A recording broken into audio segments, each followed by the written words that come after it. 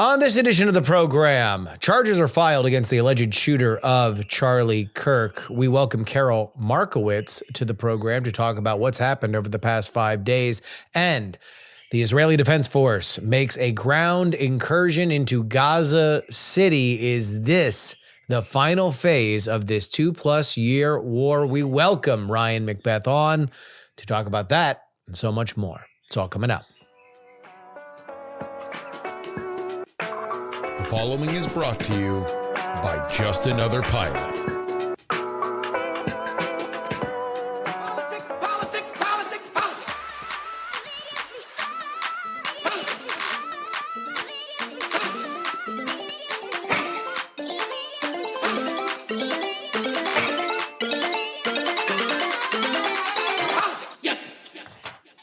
Hello and welcome everybody to the Politics program for September 17th, 2025. Your old pal Justin Robert Young joining you on the program.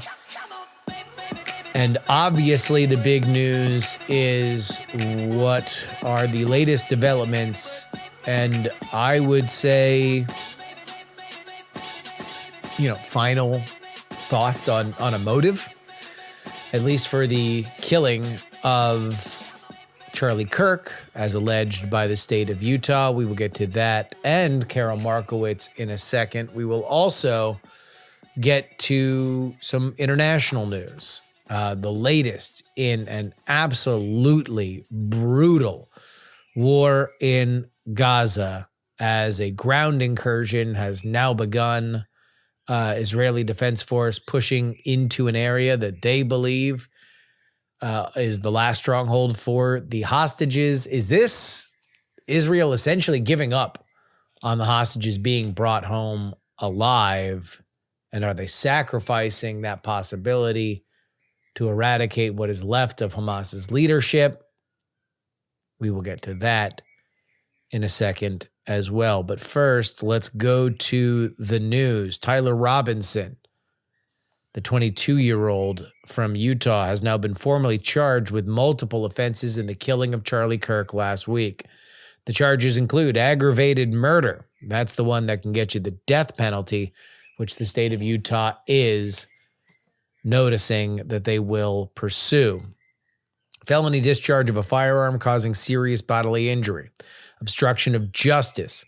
Witness tampering. That is, he is being accused of telling his roommate, who we now also know to be his lover, to delete incriminating texts and stay silent.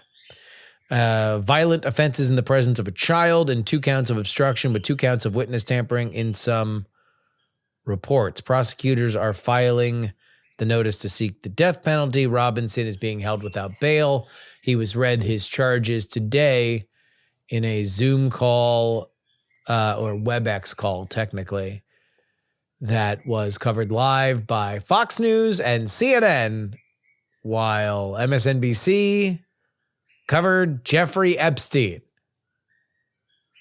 I swear, man, I know that nothing matters in politics and that everything can be turned on its head in 2 seconds if it makes more sense politically. But sometimes we go through the rabbit hole, and the meme of Fox News, MSNBC and CNN are covering a thing that's very important. Fox News is covering their own little pocket reality story.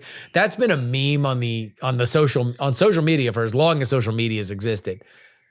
And now it's MSNBC doing it because they are in their own pocket universe covering breaking news from Jeffrey Epstein, someone who's been dead for 6 years. Not 6 years, 5 years. Anyway.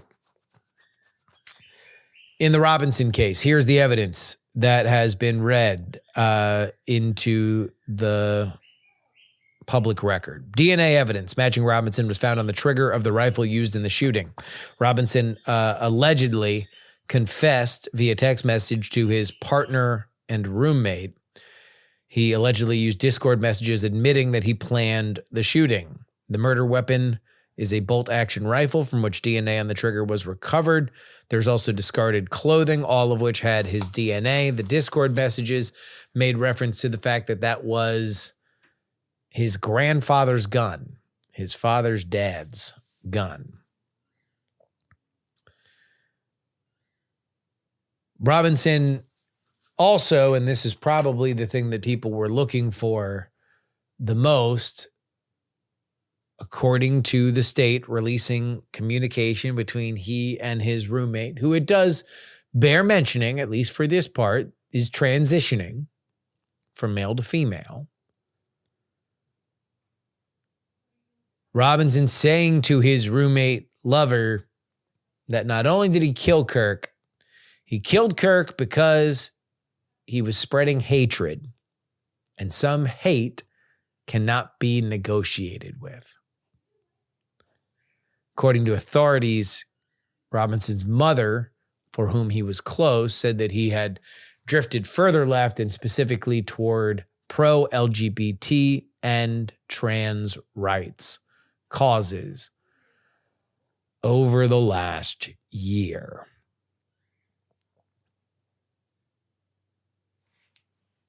I feel I've been very consistent in all this. I feel that anybody can stack my record when it comes to these stories. One story after another, I have had an extraordinary consistent message that these crimes, acts of political violence, very rarely map one-to-one over mainstream thought. And I said from the second that Kirk was shot in front of an audience, that this felt different. This felt more political. And it does appear that that was the case. Now, as for the bullet casings that were carved into, according to the released Discord messages, those were just memes. Now, are they memes of somebody that clearly had a point of view? I think you can probably pretty safely say that Bella Ciao, Bella Ciao, Bella Ciao, Ciao, Ciao was indeed more tilted toward the idea of anti-fascist revolution than it was post-ironic irony for the sake of irony's sake, or the fact that it was on one Groyper playlist that had 11 followers to it, which some people seem to be very, very dialed in on. Charlie Kirk was killed, allegedly, according to the state of Utah, by Tyler Robinson, because Tyler Robinson believed that Charlie Kirk's history and his opinions on issues warranted his death in front of thousands. He was passed a summary execution, allegedly, by Mr. Robinson.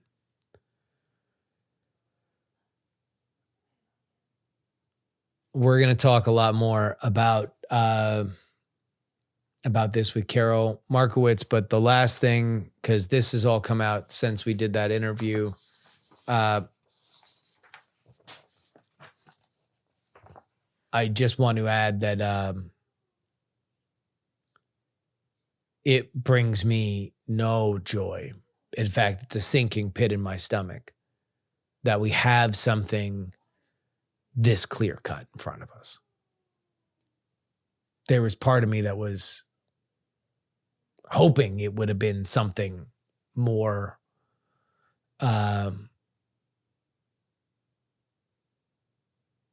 more blurred. It does not appear to be the case. Meanwhile, many remember in the beginning of the Kirk shooting, there was a older gentleman that was arrested who was screaming at cops to shoot him. That we now know is George Zinn, who told authorities that he was trying to help the shooter get away. He was also found, according to TMZ, in the possession of child porn. So, some real winners. Let's go ahead and get to Karol Markowicz.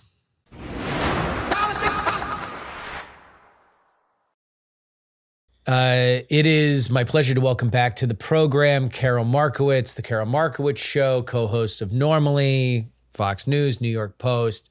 And I would love to have, we booked Karol on to talk about presumably the things that we always talk about on this show, Florida politics and how the Jews are going to vote.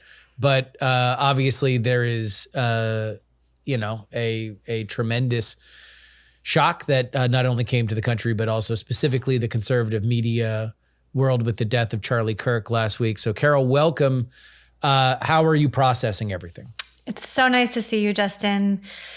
It's been really hard. I think obviously you never think about, well, how would I feel if somebody died? But I'm taking it harder than I would have imagined. And what I'm seeing is people in my life who are not super into politics are also taking it really hard. It was, shocking, obviously, but just the devastating, the feeling of watching this person that who I always thought of Charlie as the guy who was trying to have conversations with people. And I have to admit that I didn't always think that was the right thing to do. I sometimes thought, what's the point? And why do it? And I wouldn't. But I always liked that he did. And I saw him as the guy who got along with everyone. The conservative movement has its factions and its splits, but Charlie was always the guy kind of talking to all of them. And it's been really tough. I was away this past weekend. We had a family trip planned to Mexico City to take the kids to see Oasis. And, we got the tickets like a year ago. And then on Thursday, when we were supposed to leave, my husband and I are both looking at each other like, can we even do this? Should we even go? We can't even, we're both just despondent, but we didn't want to disappoint the kids. And, it's what Charlie would have done. He would have put family first, and we did it. What's interesting to me now, coming up on, a week by the time that people are going to listen to this, from the tragedy, is that you're seeing kind of the different strands of what was initially just this kind of supernova sort of begin to pull apart. And obviously there's a human tragedy of a man dying, leaving behind a widow and 2 children. His widow came out and spoke over the weekend, and that had its own reaction, which is another part of the reaction to this, both those in the general normal world, which has been, I think, by and large, extraordinarily compassionate. And then, of course, in the very, very online political world, which has not. But something that stuck with me, that is not the number one thing to talk about, but I think might be the thing that we wind up talking about longer, is something that Mark Halperin said on his, I forget which of his platforms that he has, but he said, Charlie Kirk was 31 years old. Mm-hmm. He was somebody that in 10 years built not only a media empire that was extraordinarily influential in the conservative world, but built an activist network that was very, very influential, and only had one cycle where they were actually doing voter reg and door knocking, the kind of like X's and O's that are really the backbone of elections. He had 50 years left of that. I mean, if you look at how people stay in party politics, once you're in, you don't go away. Yeah. Bill Kristol's still around. Coalitionally, you might move around a little bit, but by and large, he would have been a huge player, not only in terms of organizing and being a mouthpiece, but also probably financially, as he would have continued to be able to throw his weight around. I don't know how to price that in. I don't know whether or not, there is I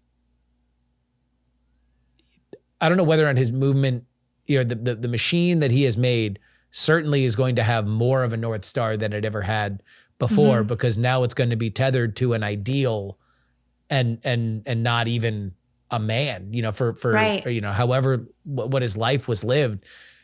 everything that was good about him will be highlighted forever. Everything that was complicated about him will be muted for the general public.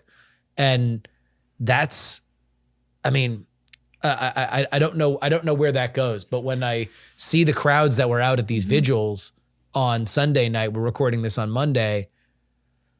I mean, it looks like something is happening. Right. And something that doesn't normally happen in this country or politically. Yeah. I was trying to stay offline this weekend so that I could maintain him as a person and as a man and not as a figure and, an icon and all the martyr, all these things that he is already becoming. And I feel it even in myself, when I'm scrolling and I see his face, it's like, my God, Charlie Kirk is dead. And then, once that goes away and he becomes something else, I know that that's where it's going. I know that that's inevitably where it has to go, but I'm just trying to hold on to those moments of he's just a real person who was murdered because he wanted to have conversations. And it's so deeply unfair. But, you say that, we'll remember the good things about him and kind of the not so good things get muted. I think that that's so normal too. I say this unnormally also, but when grandma dies, we don't list every bad thing she ever said. And grandma said some up things, Yes. you don't talk about that time where she emptied half the schnapps bottle and then just started unloading on her third favorite son. Yes, there's a way that we treat the death of people. And that's what's been so jarring, is that the left doesn't seem to abide by that at all. And it's like they feel like they have a pass because the right aren't people to them. And that's been really hard. It's been really hard to watch. My older two kids are, somewhat online, and I'm just hoping that they don't see it because they know that their mom is in that same universe. I was in car line with two of my kids picking up a third kid when I got the news, and it was before it broke. And my daughter, realizing that it hadn't hit the public yet, she just sees me break down crying. It's very hard to teach your kids to stand up for what they believe in when somebody just got murdered for that. And I would want the left to understand that I would never, I don't know anybody in the conservative world who would ever celebrate the murder of somebody on the left. I think that that's just unacceptable behavior. And I want people to get that. I have been very disappointed in beyond, look, randos online saying things. Sure.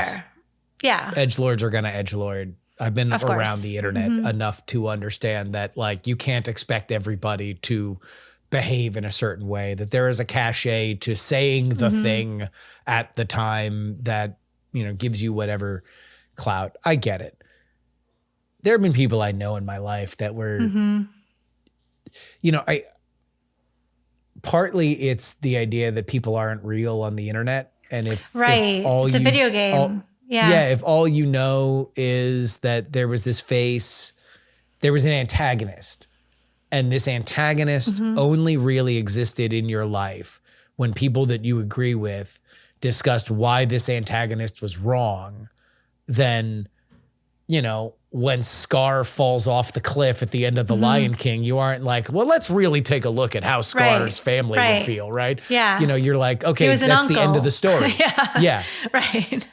Like that, that's just that. And so on a level, I get it, but I do think that partly this is kind of a turning point on the internet, in that I know I'm not going to look at some of the glib, like guillotine stuff in the same way again. I'm going to look at it more sinister than I did before.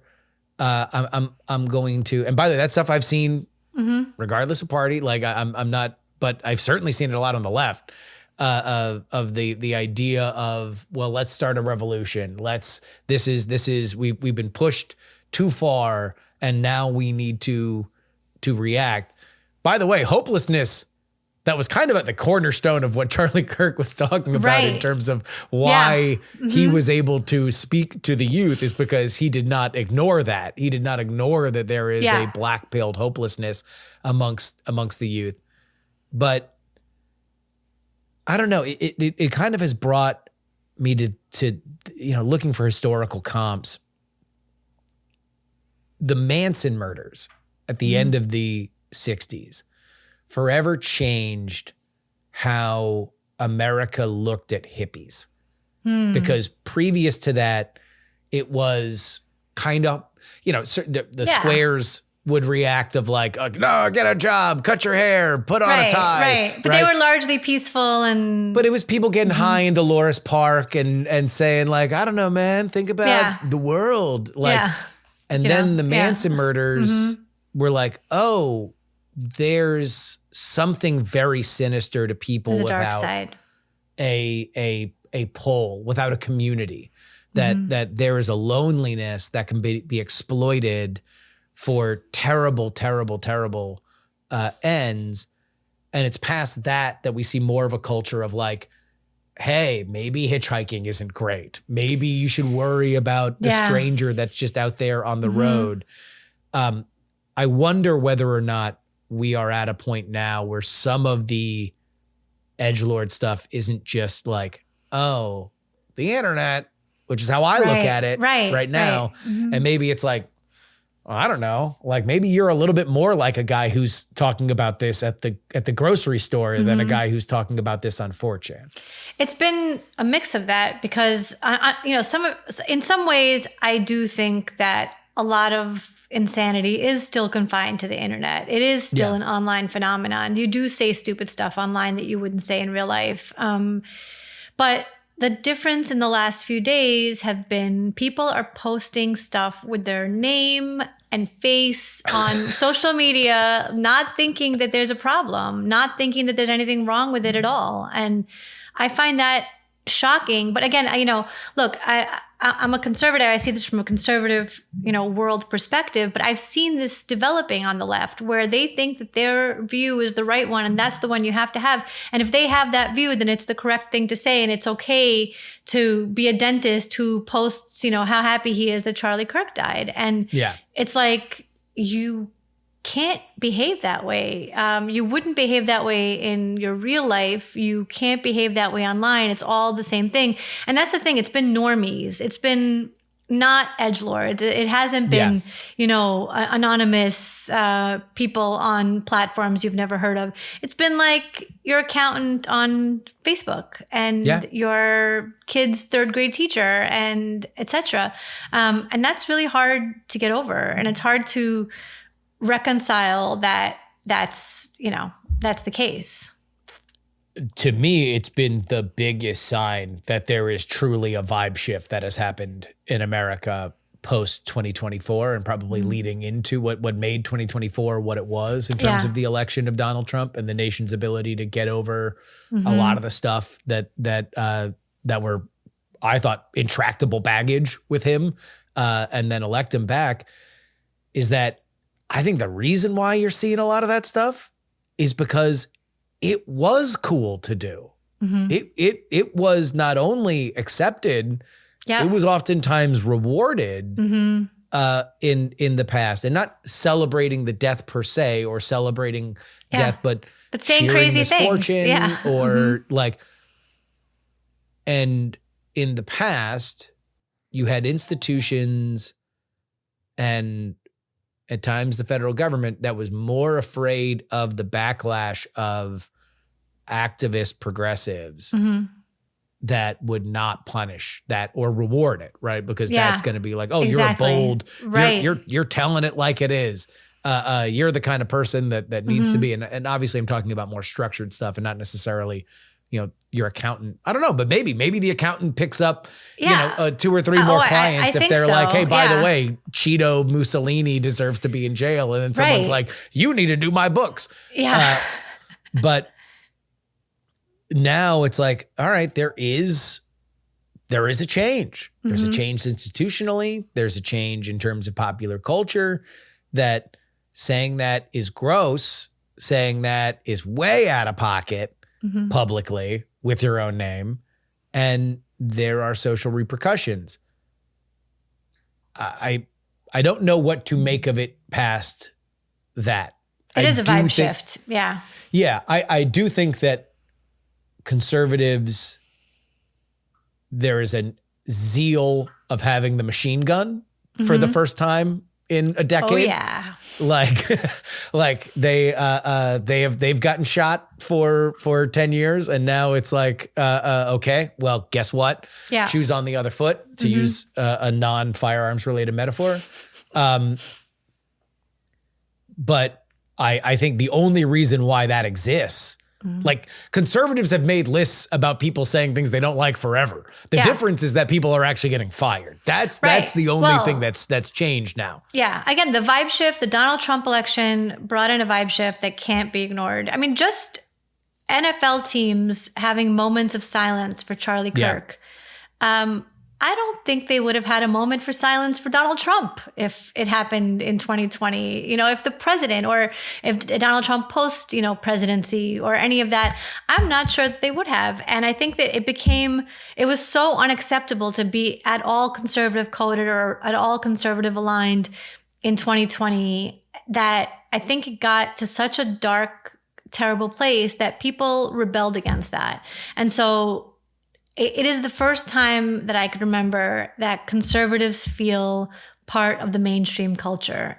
For so long, we were just completely excluded from it, just not even in the universe of it. And it's different now. And I know that the left is, kind of fuming about that, but I hope we don't go back to a siloed country where only one side is represented and only one side gets any kind of positive treatment in media, but also in, the way corporations react and things like that. There is a sea change, and I hope it lasts.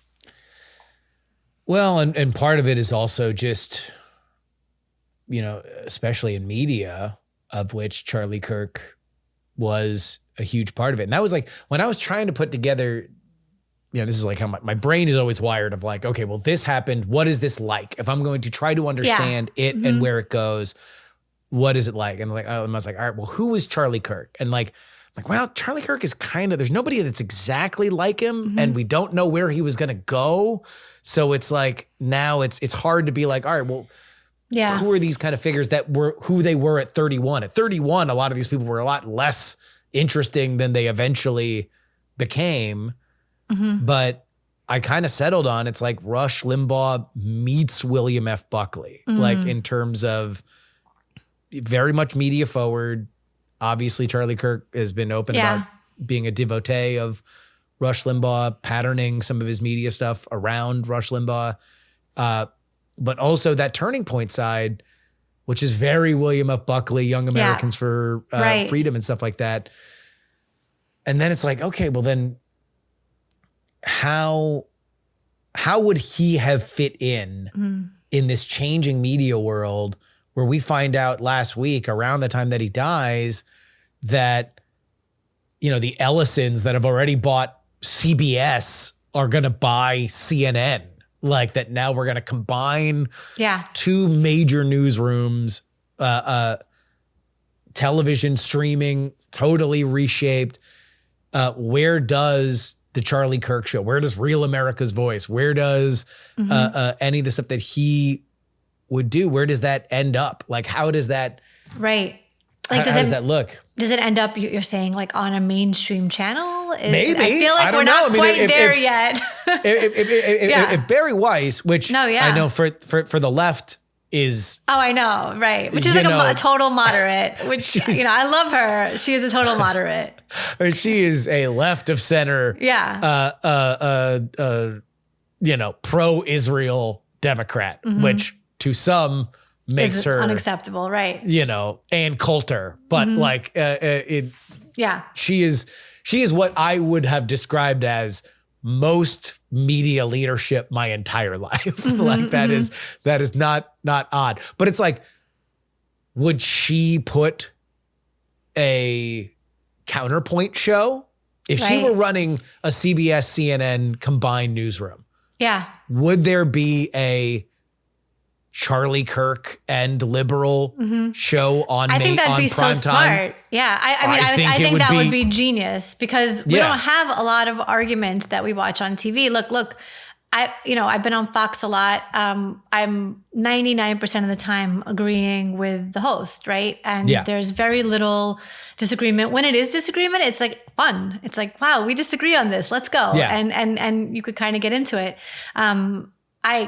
Crossfire, for people who don't remember, it was really destroyed by Jon Stewart going on and saying that Paul Begala and Tucker Carlson were destroying the country with their arguing and with their, politicization and everything. But I thought that was great. It was great to hear two smart people talk to each other. Hannity and Combs, it's like Combs wasn't quite on Hannity's level. So it didn't quite work. He was a weaker arguer. He couldn't quite get to the debate, like Hannity could.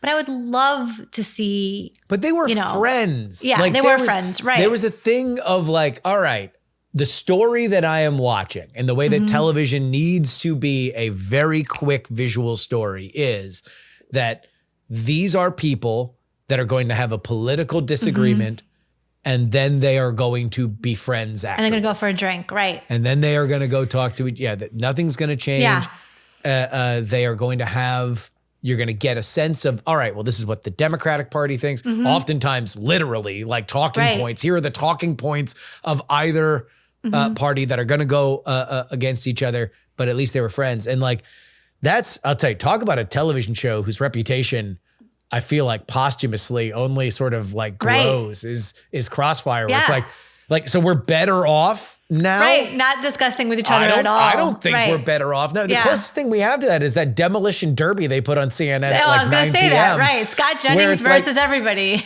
Yeah. Where it's like, it's talking about distasteful metaphors of one person versus many people, but it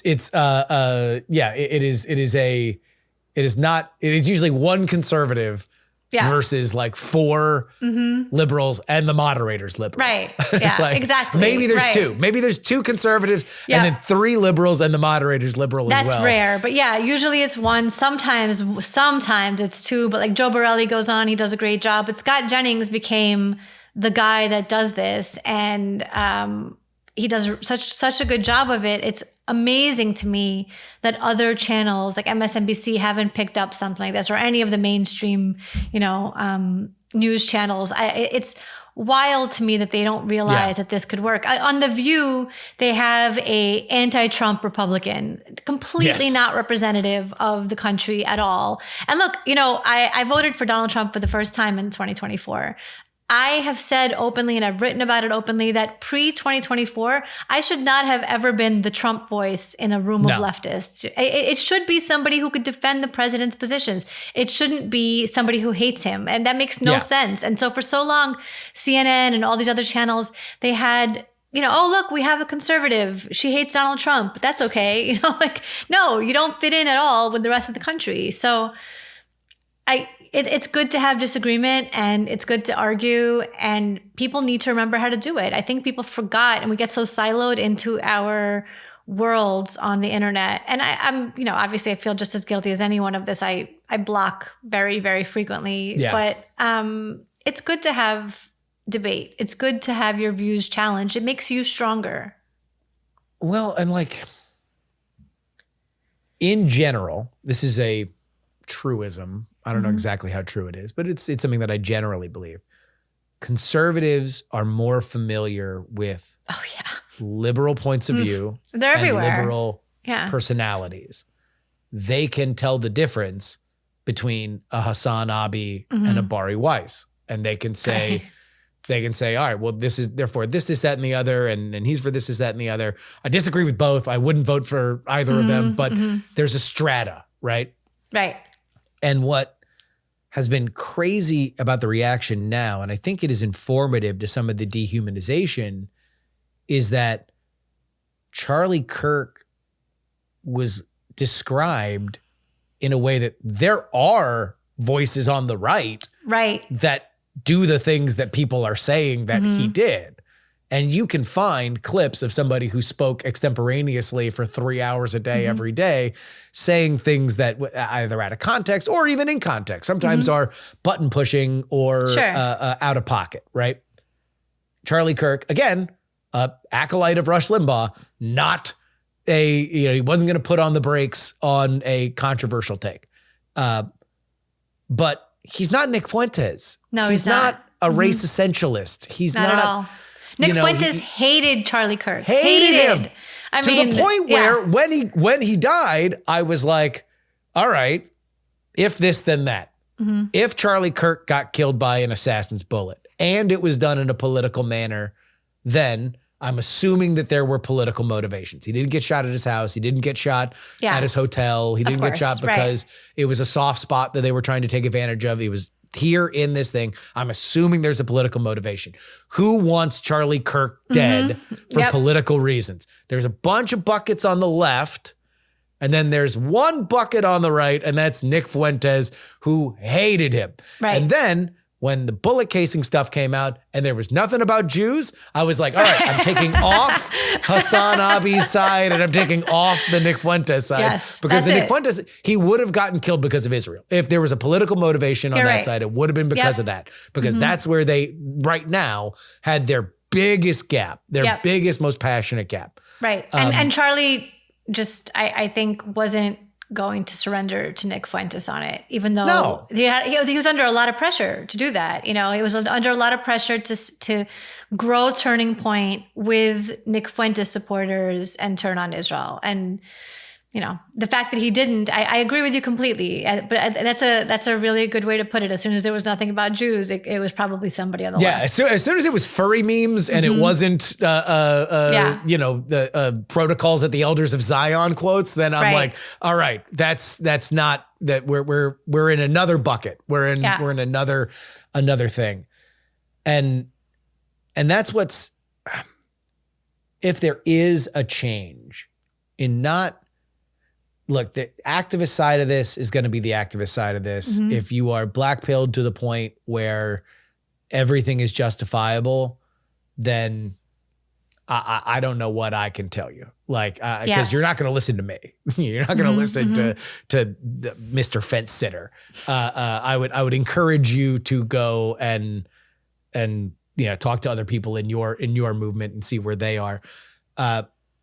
In fact, that's where I'd like to ask you about. Like, one of the lessons I've come from here is that you want to know what? At this moment in time, nobody can be expected to police anybody on the other side. Right. This is entirely, if you see something in your sphere of people that you politically agree with, that you find distasteful, that is up to you to police your side of the street, because there's nobody on the left that's going to tell anything to anyone on the right now. And there is nobody on the right that's going to tell anything to anybody on the left. Nobody's going to be shamed. Nobody's going to be cowed. Nobody's going to be say that I think people on the right do police each other. And it's very much so. Like, every time anybody on the right says something, fringy or even mildly unacceptable, you'll have a bunch of think pieces from people on the right saying, we don't do this.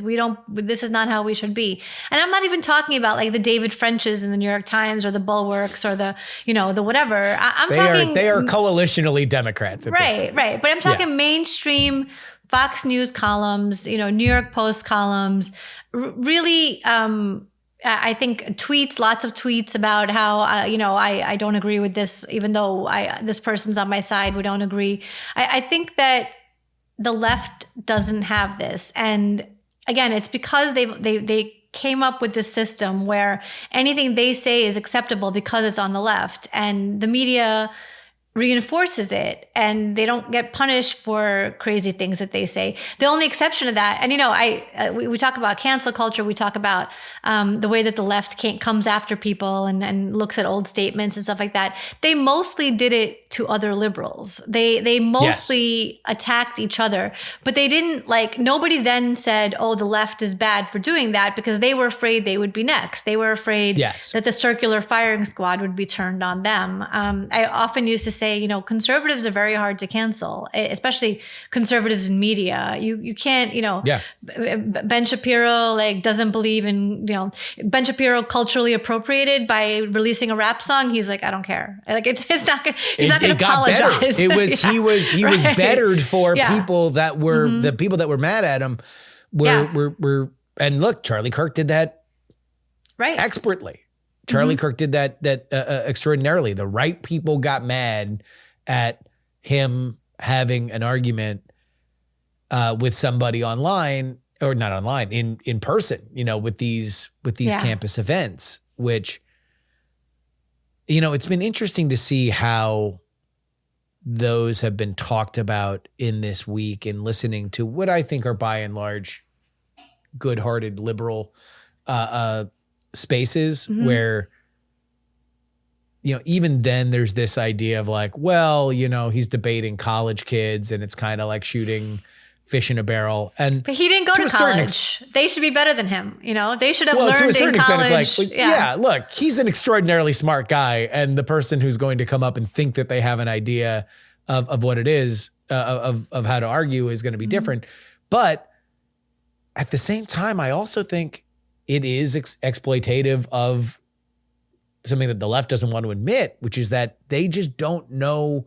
They don't know the right's actual positions. Yeah, they don't. In the way that the right, being oppositional media, Rush Limbaugh is oppositional media. The New York Post is oppositional media. Sure.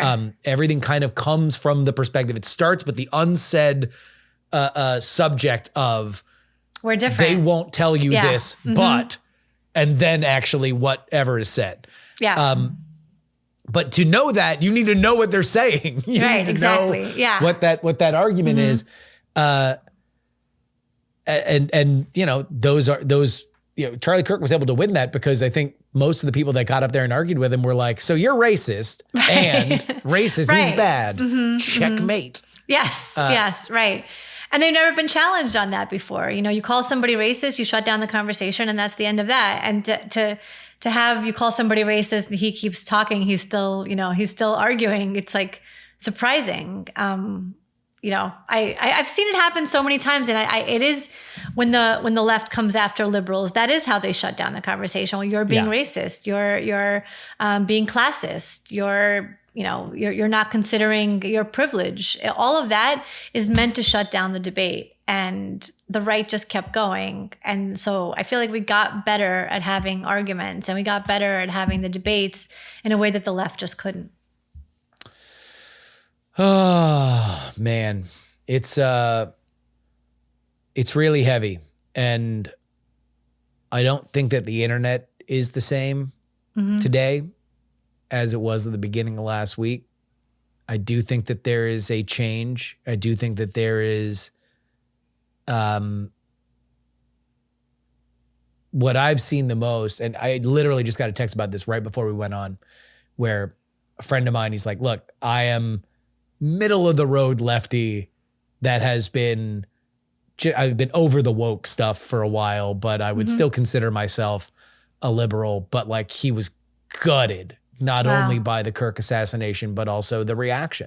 And it's like,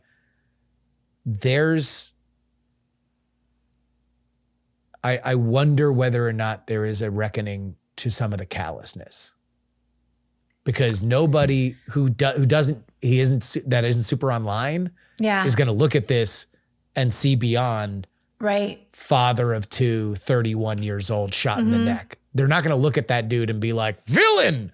They're going to look at that dude and say, what? Right. What did he die for? Right. A lot of people don't know who he was. And that makes sense to me. You know, if you're a normie person who isn't super into politics, and I know a lot of people like that, you will not have heard of Charlie Kirk until he was killed. And then to have that filled in with fake things he didn't say. I mean, people are going to need to take that step of finding out whether or not that's true.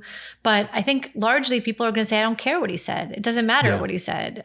Even if your largely false list is true, I think people are still going to see that you don't get killed for your opinion in America. And that's not the way it's supposed to go. Yeah. I mean, again, he did say controversial stuff. It's not like he who ever among ran. us? Let's go He back to never ran grandma. from that. Yeah, Right. yeah. He said some spicy stuff about Martin Luther King, another pro-lifer who was killed by Whitey. So now they can figure that out. In the great beyond. Oh man. Karol, any final thoughts here on where we go or what people can take away from this? The main thing I've been thinking about is how to raise children and how to tell them to stand up for their opinions in the wake of this kind of thing. I want my kids to be independent thinkers. I definitely do say to them that, look, I don't think all opinions are equally valid. I don't. I think my opinion is better than a lot of people's opinions. And I want you to follow my opinion as much as possible. Yes. But if you don't, be ready to defend it. Have some sort of basis for what you're saying. Take stands and be strong and be brave, even after something like this. One last thing, because you brought up some of the kid conversation. There has been, and I think that there will continue to be another one of these strands that now is going to get further apart from everything else the longer we go down this timeline, is the online perspective of it and the communities that lonely people fall into, that disaffected people fall into. Has this given you any different pause on raising 3 kids that are all of enough age to be falling down YouTube rabbit holes and joining Discords? Has that given you any second thought on monitoring or discussing or educating yourself on where they're going?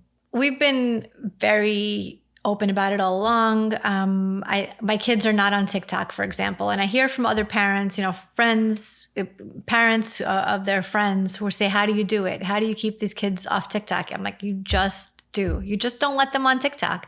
But you're right. There are I still do let them on YouTube. I have my middle son is a big history buff. He watches history videos. Like, who knows what he could fall into on YouTube. Yeah. But I try to keep that line of communication open as much as possible.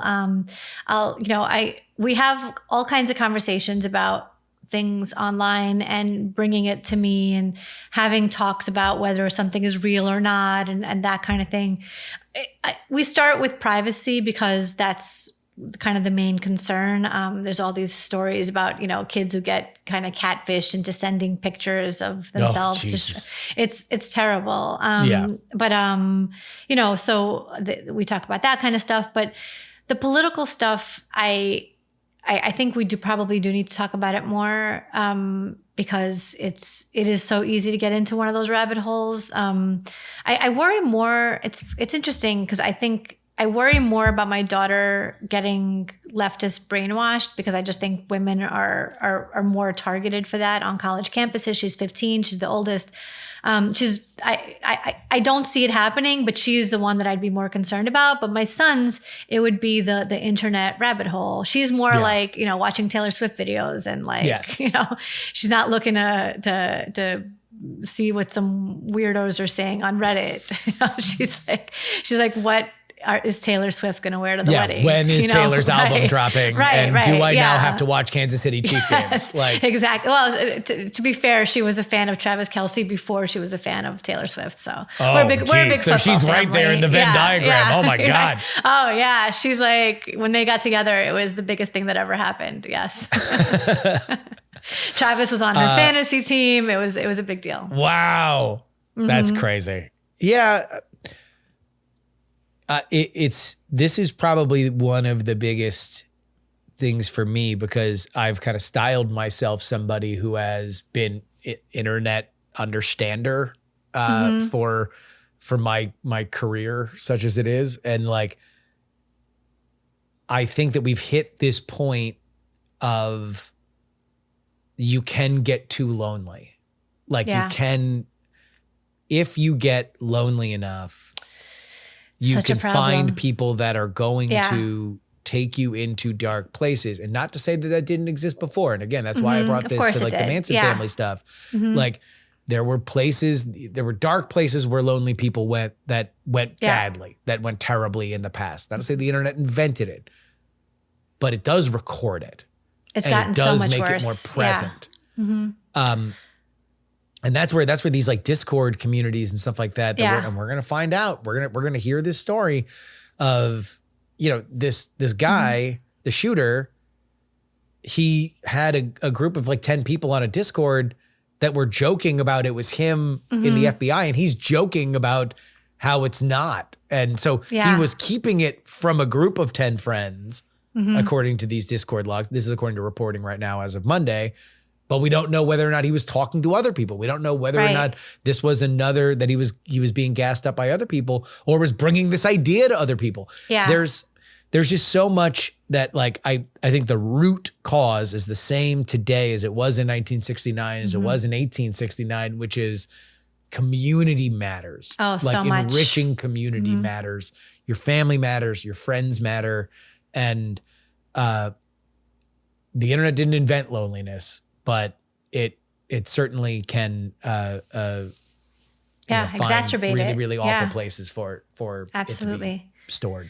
So the other thing that I would just add about kids and online, limit their online usage. It's not impossible. My kids do not get to use their phones or iPads whenever they feel like it. They don't get to have them in restaurants. They don't get to have them on road trips. On planes they can, but if we're all in a car together, like, no, they don't get to be just watching movies by themselves. Teach them how to have in real world interactions. On my other show, on the Karol Markowicz show, people write in with like questions for advice. And I'm telling you, the top question I get is some variation of, how do I make friends? How does my kid make friends? How does my grown adult child make friends? My daughter just graduated college. My son just started a new job. How do they make friends? How do they make friends?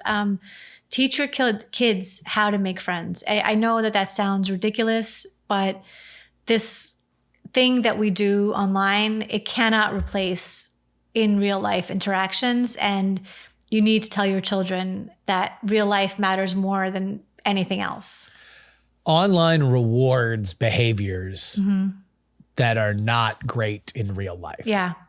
Like it rewards a element of provocative, out there,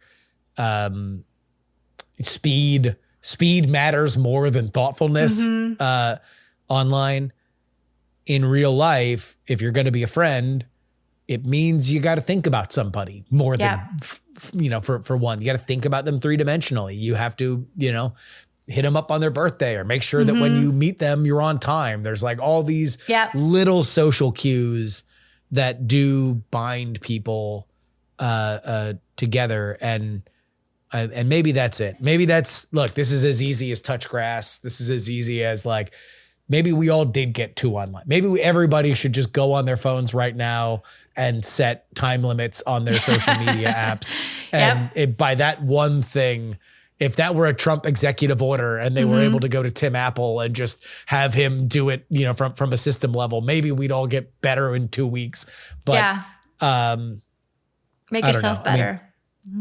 That would be it, because I do think that conversations matter, humanity matters, understanding that people are people and not just characters matters. All right. Karol Markowicz, the Karol Markowicz Show. Normally, anywhere else that people can find you? Columns in the New York Post and on Fox News. I'm on X as just my first name at Karol. All right. Well, thank you, Justin. Next time that you come on, we'll have more fun. And thank you very much.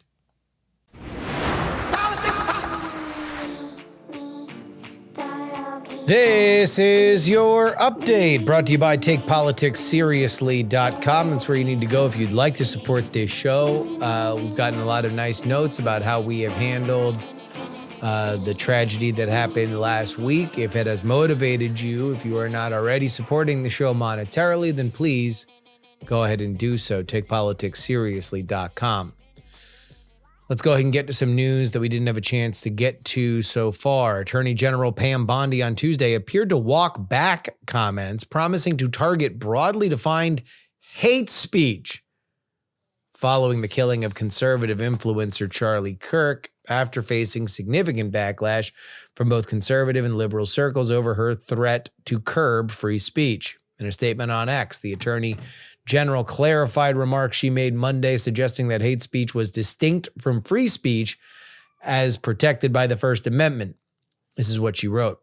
Hate speech that crosses the line into threats of violence is not protected by the First Amendment. It's a crime. For far too long, we've watched the radical left normalize threats, call for assassinations, and cheer on political violence. That era is over. Free speech protects ideas, debate, even dissent, but does not and will never protect violence. So that's not what it seemed like she was saying yesterday. It seemed like there was more of a tilt toward the idea that dissenting speech would be cracked down by the highest law enforcement officer in the land. She walks that back. Donald Trump asked about her comments during one of his scrums before heading to the UK for a state visit there, where he was asked by an ABC journalist about that. And he said, well, I think I should go after you. You have hate in your heart. Essentially then chiding him or mocking the reporter because ABC paid him $16 million,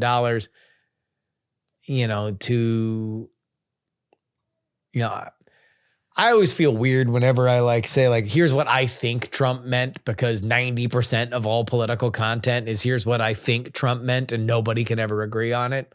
And the only difference between them and me is that I'm right 100% of the time.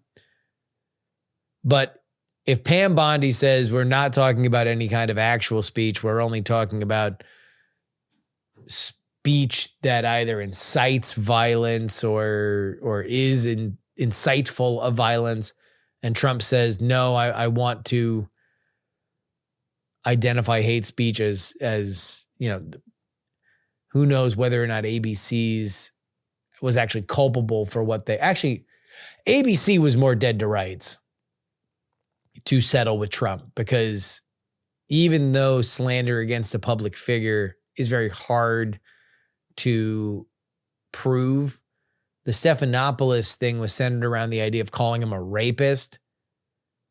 And that was not technically true. No court has found Donald Trump guilty of rape. The E. Jean Carroll verdict, which Stephanopoulos was referring to, found Trump liable for lying about saying that he raped. Subtle but specific difference when you're dealing with a lawsuit like that. The CBS one was almost entirely frivolous. Both wound up settling for reasons probably outside the purview of whether or not those were meritorious cases. Anyway, the biggest thing that anybody could say about prosecuting people who say mean things about Charlie Kirk with hate speech, you can get out of the mouth of Charlie Kirk, who was rabidly against hate speech laws. I'm going to read you guys some quotes here. We made fun of MSNBC for covering Epstein, and ho, ho, ho. We're going to do the exact same thing. Quote Senator John Kennedy today in a senatorial hearing with Kash Patel. The essential question for the American people is this. They know that Epstein trafficked young women for sex to himself. They want to know who, if anyone else, he trafficked these young women to. He went on. That's a very fair question. I want to know that answer. I think you're going to have to do more to satisfy the American people's understandable curiosity. In response, Patel said that there was no credible information that Epstein arranged sex with minors for others beyond himself. Quote, if there were, I would have brought a case yesterday that he trafficked to other individuals. Patel went deeper, saying that search warrants and past investigations were too narrow during that time period, as well as the related non-prosecution agreement that was offered by the South Florida prosecutor who eventually became Trump's first labor secretary. Quote Patel, the Department of Justice and the FBI never releases information on investigations that are not credible. We don't release the names of victims who aren't credible. But at the same time, we don't release the names of victims who were credible. And so the information that we are releasing now is historic. It is also to maximum capacity that the law allows. And I know that that's not going to satisfy many, many people. But if they want it done right, then the investigation from its origination should have been done right. And he, Epstein, should not have been given a get out of jail free card to do jail on the weekends for 12 hours a day. And he should have been investigated fully for the entirety of his crime and criminal enterprise, not just from 97 to 2001. This obviously was gigantic fodder for the Democrats on the panel, including some bold-faced names, Adam Schiff, Cory Booker, who had a memorable back and forth with Patel during this.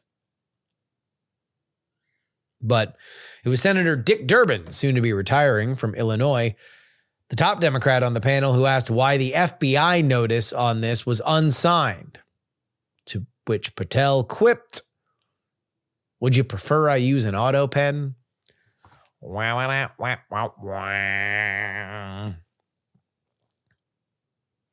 mean, what do y'all want me to say about Epstein that I haven't already said a million times? What do you want me to say? Finally, House Minority Leader Hakeem Jeffries. Progressive members are growing increasingly agitated at him for not yet endorsing Zohran Mamdani in the New York mayoral race. This, according to Axios. What began as a local issue could have broader implications for Jeffries' leadership. One progressive House Democrat, speaking on the condition of anonymity to offer candid thoughts on their leader, said the issue had real potential to strain Jeffries' relationship with progressive members. Quote, "It makes some of us wonder, is this a leader that truly represents me? Or will this leader discard me when people think that I am too progressive?" The self-identified Democratic Socialist Mamdani has been sharply critical of Israel and proposed free city buses, government-run grocery stores, and a rent freeze on rent-stabilized apartment. Democratic centrists have been highly wary of Mamdani, including Representatives Tom Suozzi and Laura Gillen, refusing to back him ahead of the election on November 4th. Still, some in the establishment have embraced him, including Representative Pat Ryan, and just today, Kathy Hochul, the New York governor. But let's get back to Jeffries. I want to get you this quote here. Progressives are pressing Jeffries to throw his weight behind Mamdani, and there is still time. Quote, "There's a number of them that are talking directly to leadership saying, you don't get to say you're a leader and not lead." Let's also point out that Jeffries is going to have a big shutdown fight in front of him. I understand why he's on the fence about it, because it's going to be another quiver in or arrow in the quiver of Republicans during the midterms. They're going to run against Zohran Mamdani, especially in those swing districts around New York City. And those could be the difference between the Republicans holding the House and the Democrats. However, you got to pick a lane, dude. You got to pick a lane. You got to pick a lane. And that is your update. TakePoliticsSeriously.com, where you need to go if you want to get 2 bonus episodes of this show each and every week. And now, Ryan McBeth.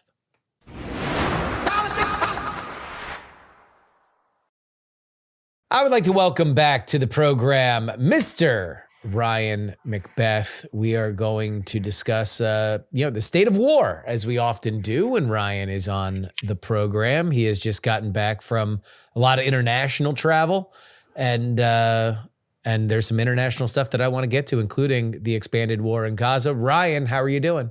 Oh, fantastic. It's great to be home. Thank you so much.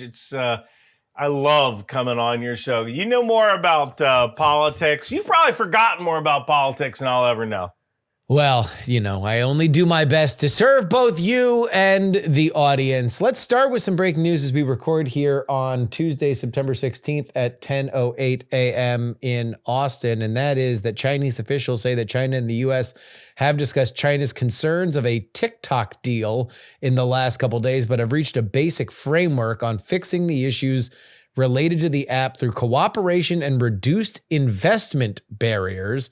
This comes after news broke yesterday that technology company Oracle would be among the consortium of firms that would enable TikTok to continue operations in the United States. Obviously, we don't know actual details here. You have discussed and have very strong opinions on TikTok's operation in the United States. The thing I don't see in any of this is the word sold or divested, which is what a federal law was passed to compel TikTok to do last year. Does any of the details coming out about this idea do anything to move, assuage, or inflame your thoughts on TikTok as an app? Not particularly. The big problem with TikTok is that it really is owned by the Chinese government, and it is used as a Chinese information warfare tool. So when there is a war with China, and that's coming in 2027 or 2028, China will use TikTok as a tool to tell American students the same things that they learned about Gaza, that America is supporting Taiwan because of capitalist, colonialist ambitions, because all they want are computer chips. They're preventing Taiwan from being reunited to the mainland because Taiwan actually wants to be reunited. And then you have kids gluing themselves to the side of Navy ships and standing in front of Army convoys. Right? There will be kinetic factors in this. So the only way that there is a successful deal here with China is if TikTok and its algorithm are sold to the United States. Yeah. And you can subpoena an American CEO to sit in front of Congress and ask them, why is all this information warfare content appearing on your platform? So that's the only way there is a win with TikTok, other than outright banning the app, which we might be able to do as a weapon system. And we don't let people carry around machine guns. Well, there's a federal law to do it now. I mean, I don't think that anybody who has read the law that was passed on a bipartisan basis thinks that there is any. Right now, Donald Trump is doing what he has decried for many district attorneys in cities around the country, and he is just pursuing a policy of non-enforcement. There is the law is very, very clear there. So we'll see. I've always assumed that the Trump administration was leaving TikTok as one of many leverage or bargaining points for, the grand bargain, which is his want. It appears we're going to get some kind of piecemeal movement here, but I agree with you. If we're going to assume that following the letter of that law is a priority, which we don't really know, then it's full control of the algorithm and full operational control of the company. Yeah. Whether or not China or ByteDance remain ability to profit from it probably is something that you could debate, but I don't know if operational control is a negotiable. Yeah, I mean, I guess we're going to see. Without operational control, without control over the algorithm, it really doesn't make sense to actually own this thing, because it's the algorithm that's important, right? It's the algorithm that designs the next up when viewing videos, and that's what China needs. The For You page. Yeah, the For You page, and that's what China needs in order to provide kinetic effects on the battlefield when they invade Taiwan. So. Yeah, it's not much use without if you're just selling the database, like a database of users. I mean, that's kind of useful if you want to push somebody ads, but it's not the secret sauce. And I would make the argument that the algorithm has also never been less valuable. Part of the reason why TikTok was what it was is because they thought in a way that American companies would never think. Normally, the origin of TikTok was, they said, okay, we want 1,000 different data points on every video. And and American companies understood the same thing, that if we really want to have the best recommendation engine, something that is nearly seamless, then we need to know every little thing about a video almost extraordinarily quickly at the point of upload, so then it can be served out to everybody as fast as possible. An American company looked at that, and many did, and said, yeah, we're going to have to really wait for some breakthroughs in machine learning and artificial intelligence, because otherwise we need to put like 7,000 people in a warehouse and just have them be clicking on computers for 20 hours a day. And China said, wait, only 7,000 people? Like, we can do this for only 7,000 people in a warehouse? Hell yeah, let's go ahead and do it. And they put a bunch of these students in a warehouse and they created an extraordinarily valuable algorithm. What's happened between then and now is that artificial intelligence and machine learning has gotten better to the point where you're going to be able to create, and many have. YouTube and Instagram have, even X has a very good recommendation engine for their subject matter. So I don't know. It's an interesting thing, but I've always been curious your opinion on it, since I know that you've thought a lot about it. Yeah, I've always said that TikTok is a weapons system. It is a weapons platform. That's the only reason it exists. And it is a weapons platform that's designed to execute information warfare. And information warfare is a component of warfare. A lot of people don't want to understand that, or they're choosing not to understand that. I guess because it's very difficult to simulate information warfare. Like, people understand firearms, they understand tanks. They might even be beginning to understand drones, but they don't seem to understand this cognitive warfare, where you can lose a war by losing public opinion because of your free speech rights. Yeah. Right? That people can vote against a congressman in power because half of all the weapons that are being sent to Ukraine are ending up in the hands of cartels. As Tucker Carlson claims. That's a fact. I haven't noticed any cartels with M1 tanks, but yeah, like, that's okay, dude. Let's roll with that one. I don't know. Tucker's been weird ever since he went to the woods. For whatever you thought of Tucker Carlson at any other point in his career, since he moved out to the woods and the demon started scratching his back, it's gotten a little odd. And one of the issues that he has spent a lot of time talking about is Israel.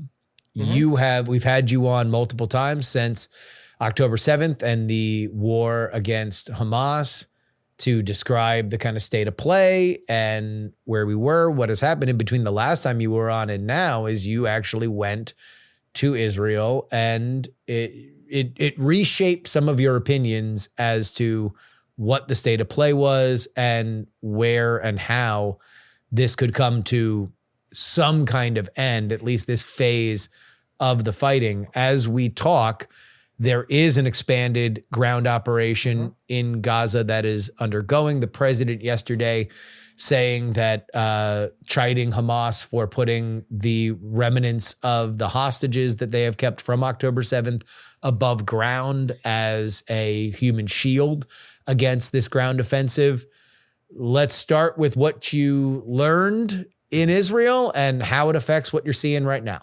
Absolutely. So, I think I learned a couple of things in Israel. Newsmax sent me there to cover two stories. One was on a missile strike that killed a bunch of Druze soccer players in the north. And then the other story was about the 69th, or the Hammer Squadron, which flew into Iran.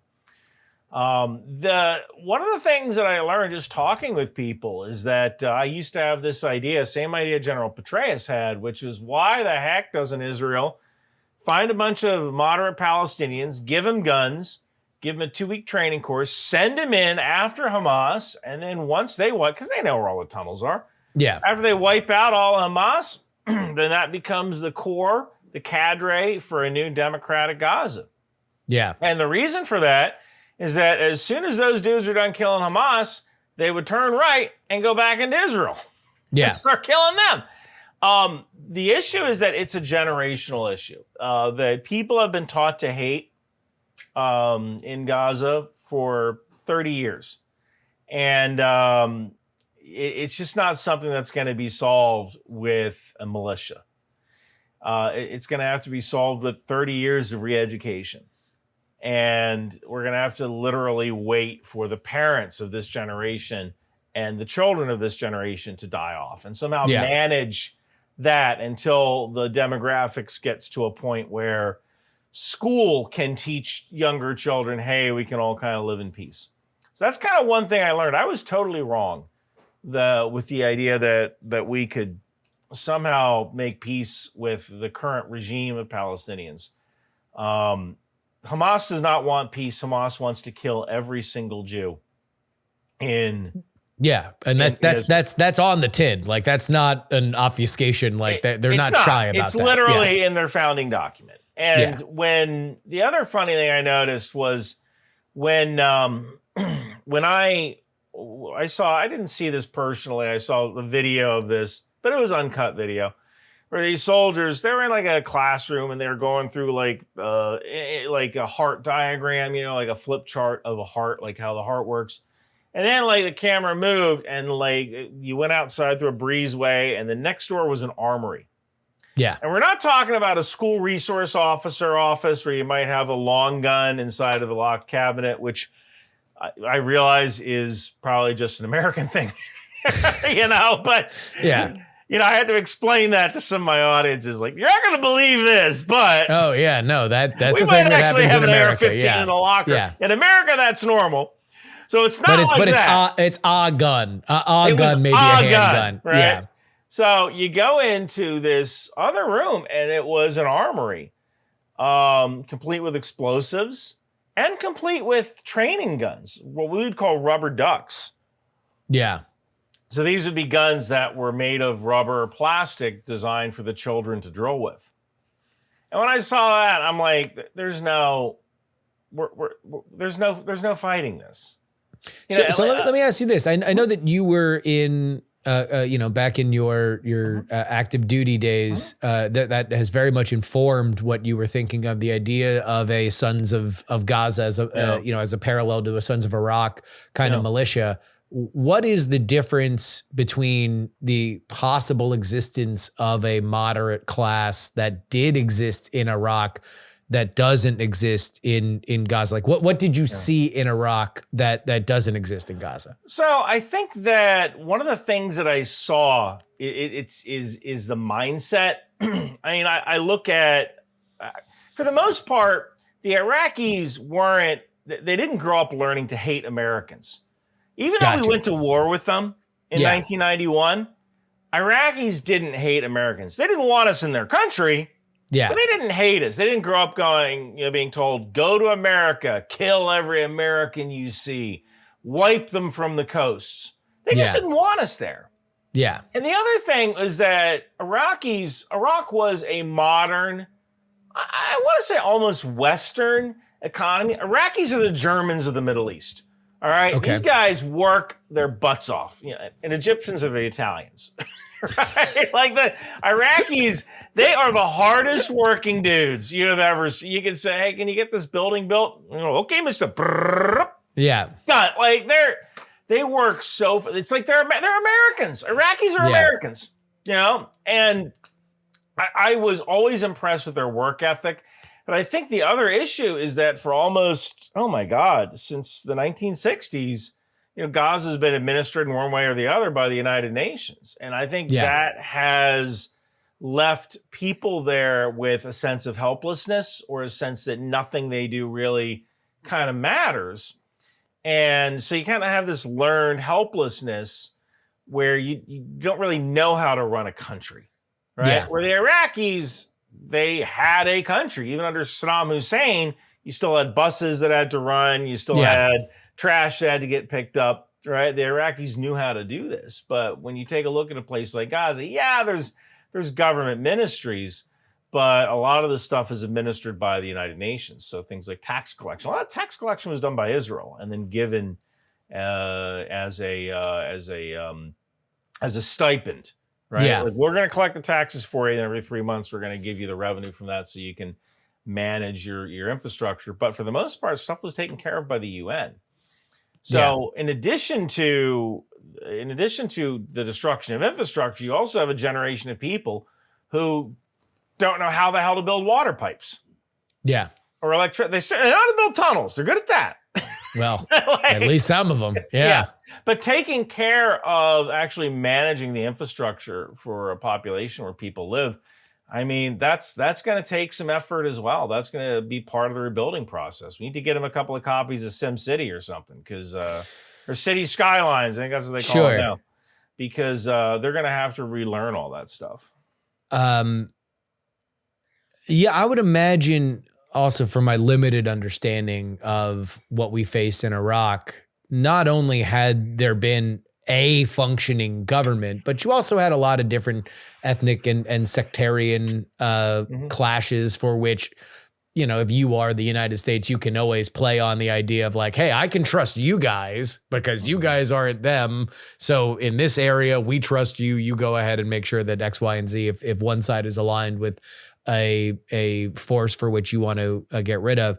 I don't know what that exists in Gaza. Gaza is so relatively small, and it feels like, at least from afar, Hamas is just as much of a, you know, it would be like if the Barzini family ran Brooklyn or something like that. Like it's not, it's as much of an organized crime ring as it is any kind of hope for government. They have a militaristic idea, and that's pretty much that. But I don't know if there didn't seem to be, at least from my following cursory from across the world, to be like, oh yeah, well, there's this minority or 40% of the country has a religious line or an ethnic line or a sectarian line for which you could say, all right, let's push them and maybe get some of the more corrupt elements of government out. It just kind of feels like Hamas and other smaller gangs that might hate Hamas but also hate Jews.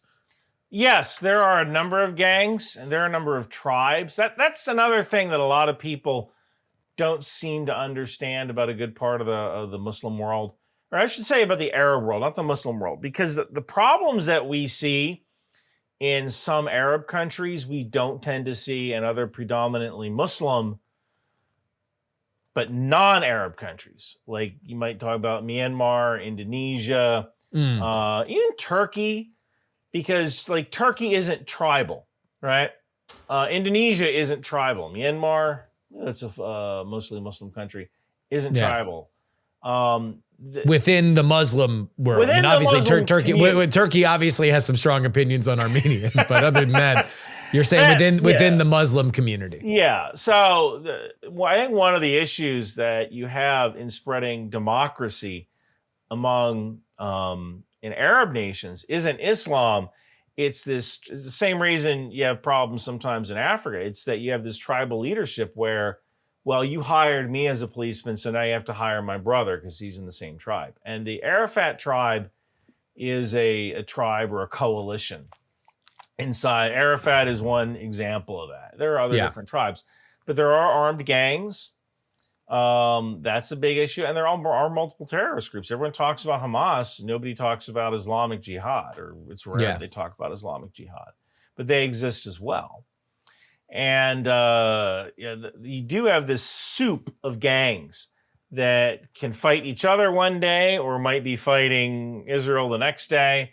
And that's certainly a dynamic that we weren't necessarily used to. Well, actually, we were used to in Iraq with Shia fighting Sunni. Yeah. But for the most part, once we got the Sunni on board, things started to quiet down. That of course was the Sons of Iraq. Yeah. So let's go through what is happening now, the dangers of what is happening, and again, this is why I have you on, because I don't know. I look at something like this and I'm like, man, we're kind of getting to the bottom of the deck of cards to play, because this seems about as risky and as dangerous as you could go for the IDF, not only for their own safety, but also for the health and well-being of the hostages. It seems pretty clear that Hamas is not going to be convinced to be exiled. They are not going to be convinced to leave Gaza. That seems to be a hard line that has stuck in negotiations, no matter who has pressed the question. But lay it out from a military perspective. What are they looking at here? How big of a space are they looking to move into? How many people is it going to take? And how dangerous is it? So it's probably going to, well, I can tell you how many people it's going to take. It's going to take at least 3 divisions. All right.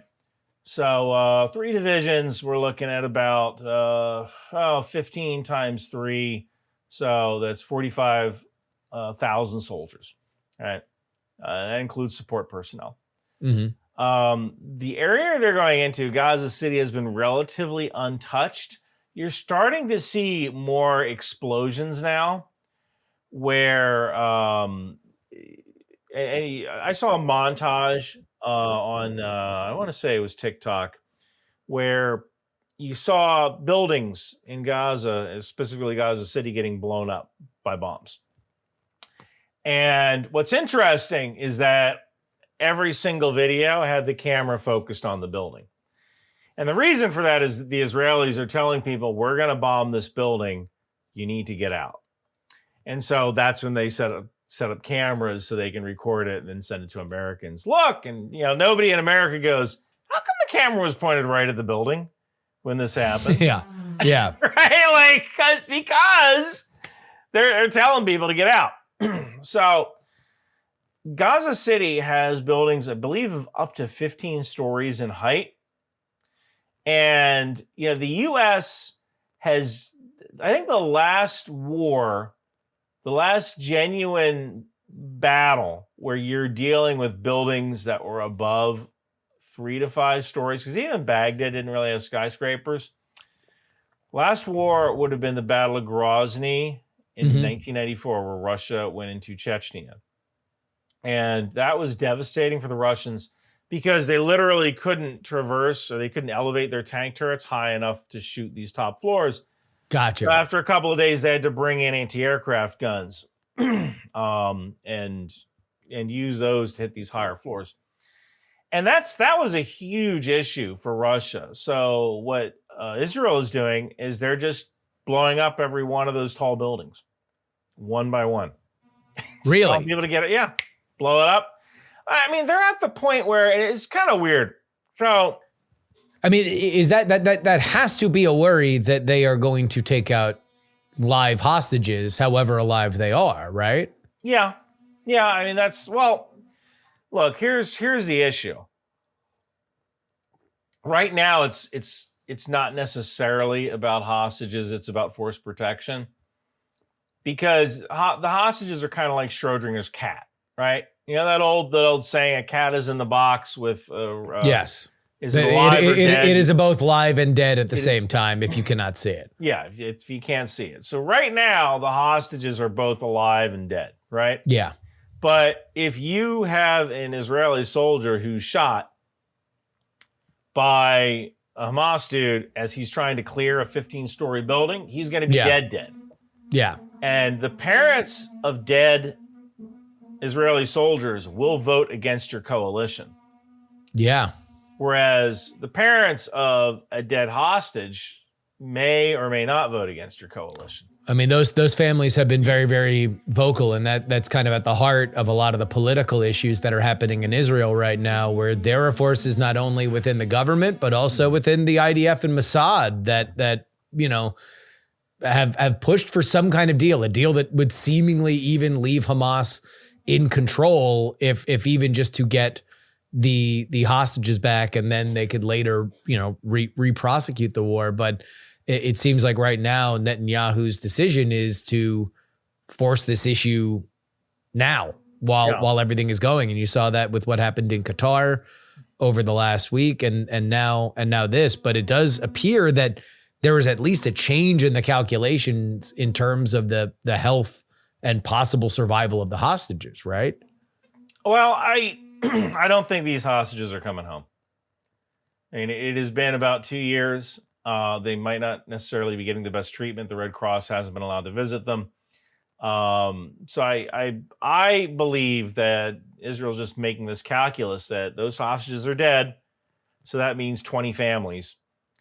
But in urban combat, the attackers usually lose, I want to say, about 6% per day, when the defenders lose about 3% per day. Rough numbers. That doesn't mean dead. That could also mean wounded as well. So after, if you have 3 brigades engaged, you're talking about 6% casualties on 3 divisions engaged. What's 6% of 45,000, right? A lot more than 20. A lot more than 20. So it's just easier to just bomb every single building, or get the D9 out, the bulldozer, and have that destroy the smaller buildings bit by bit and move on. And they're also dealing with IEDs. There's essentially 3 things the Israelis are afraid of, because I spoke with Israeli soldiers while I was there. First is IEDs, improvised explosive devices. 70% of the buildings inside Gaza have some form of IED. Yeah. And that's why they don't even screw with it. They bring in the D9, the armored bulldozer, they destroy the building, they move on to the next building. The second thing they're afraid of is snipers. Hamas snipers operate in teams of 5. And you might say, Ryan, that is a massive freaking team. That's a lot of snipers, yeah. Well, one of them is you have a sniper, you have a spotter. You usually have 1 or 2 cameramen. Yeah. And those 1 or 2 cameramen, because if you shoot an Israeli soldier, but you don't have it recorded for propaganda value, did you really shoot the guy? Right? Gotcha. They're worth more in propaganda value than they are dead. In a dead soldier itself is not as worthwhile as showing that you are fighting or winning the war against the Jew. Correct. So you have that, and then you have a team leader or a guy with a radio who can coordinate everything. Yeah. So they're the second thing they're afraid of is those snipers. Third thing they're afraid of is being captured. And it might be one of the reasons why they tend to be going so slow. Israeli soldiers are deathly afraid of being captured. Deathly afraid of being captured. They don't want to add to the population of prisoners. And if they get captured in this environment, what was his name? Gilad Shalit, who was taken for 5 years. At least there was a chance he was going to be given back. I think every single Israeli knows that if they get captured, they're dead. They're dead. Well, also there's, and this was something that I think people tend to forget about Netanyahu, but he was one of the first people, I think it was the Shalit case, where Netanyahu set the precedent of giving back multiples or releasing multiples of Palestinian or Hamas prisoners for the release of an Israeli hostage to get him home eventually. And I think among that release was Sinwar, who eventually went on to lead October 7th, if I'm not mistaken. Yeah, I could certainly see that. I think he was in prison for a little while. Yeah, I think you're absolutely right. I believe that he had his cancer treated by Israeli doctors before he went back into Gaza, and that was, look. Eventually, this phase is going to end, and we're going to look at this as a whole from the beginnings and the leading up to October 7th, and whatever intelligence failures existed from the Israeli side, and then obviously this extraordinarily violent and well documented siege of Gaza.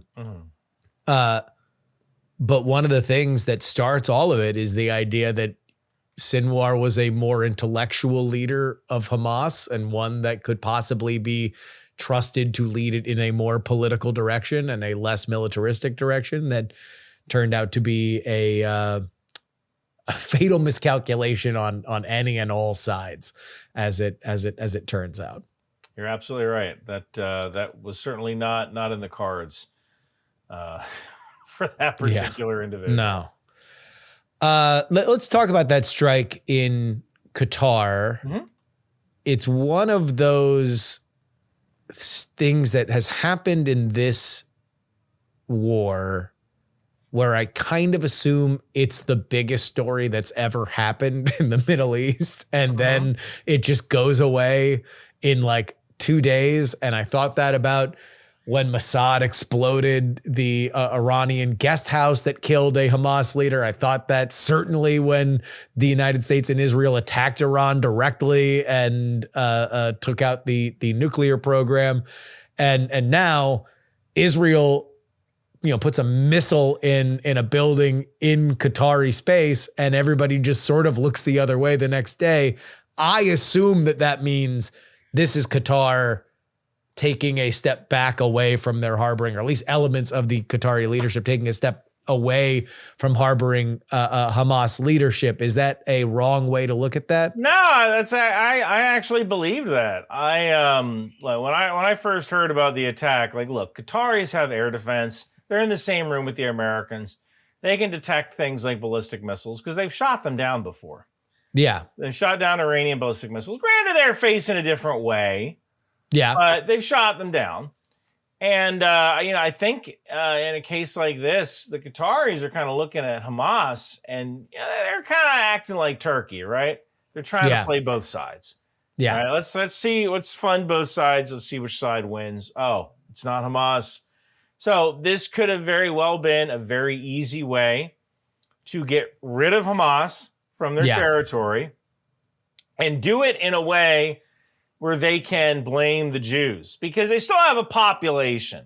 Yeah. Right? And that population might be pro-Hamas. And it's horrible to say, but the Palestinians are very, very useful to Arab leaders because they can go, look at how the Palestinians are being treated. Never mind about how we're corrupt, but look at the Palestinians, right? Yeah. Never mind, don't look at how poor you are or whatever. Look at the Palestinians. And so having the Palestinians around as the underdogs helps your government. I mean, oh my God, what's the name of the prime minister of Egypt? El-Sisi? I think so. Yeah. And you know how many people live in Egypt? The population of Egypt? I do not. 140 million. It's a lot of people. 140 million. That many people, yeah. When that guy wakes up every day, what's the first thing he thinks about? How the hell am I going to feed 140 million freaking people today? Yeah. And most, I think a quarter of them are under 30. Yeah. How the hell am I going to feed those people? So by showing the Israelis doing mean stuff to the Palestinians, at least people get mad at Israel and they don't look too closely at their government. Yeah. So I honestly think that the Qataris were in on the deal. They're like, yeah, you dropped your stuff. It seems, especially with how quickly everybody has moved on from it, it seems it would be shocking if they were not. If I feel like that would have been a bigger deal from Qatari leadership if this was not on some level understood and agreed to. And if that's the case, then it raises this question from a Western perspective. Yeah. When we look at malignant forces that are excised in some kind of negotiated deal, we've seen this throughout history. It's some version of, hey, just leave. Here's a mansion in insert country that wants to take whatever leadership. Here's a bunch of gold bars, and here's unlimited visas to bring your entire family if you want. You ain't got to go home, but you can't stay here. Hit the bricks. And that's that. That has not been the case with Hamas. It does not appear that is the case either, certainly in Gaza, or even in what was looked at as the more well-heeled life of luxury leadership that Hamas existed in Qatar, because those were rich dudes. Those were not, those were the kind of people that you would assume, maybe they do want to slap on a mustache and live somewhere in Burundi for the rest of their lives. Yeah. That's a good question as to why that hasn't happened. And the other thing I can think of is that maybe these guys, they're genuine true believers. Right? Certainly in Gaza, that's been the biggest thing for me, is whenever we get into these conversations about a peace deal or what looks like, it's like, okay, well, you have one side that says we either want to kill all the Jews or we want to die trying. And then you have another side that says, never again, we will not allow a malignant force to be on our border. This will end now. And they're so far into this that it's like you can't, I do think that there is a question of leadership on the Israeli side to say, okay, well, when is when? When is, Sinwar died? Not there. Iran went in, took out their nuclear capabilities. Not then. Now it's like, okay, well, I guess the last card, and that's why I look at this and I'm like, I don't know how many cards are left to play in this deck, because we're going to have the question of the hostages. If they're doing a ground invasion in Gaza, that seems like a prosecutorial end to that question. And then we have another decade of questioning about who runs Gaza, who actually owns it, who administers it, and who's funding its rebuilding, while a traumatized people are doing something, I guess, and I don't know if there is a great answer to it, up to and including, everybody's a towel attendant at a golf course, or it's a gigantic international office park, or it's exactly what it is and you rebuild a gorgeous European looking city there. But I don't think that, to your point, the idea that this is not an offense prosecuted by Israel that deserves blood as retribution goes away. So I don't know. It seems like we are maybe closer to the end of this phase, but I don't know what else comes after it. Yeah, I'm not entirely sure. I don't even think the Israelis know. They just know they have to attrit Hamas to the point where they can't be a threat anymore. Yeah. Now, kind of the disadvantage here is the what comes after. And what comes after is likely Israel's going to have people posted there just like they did before 2005.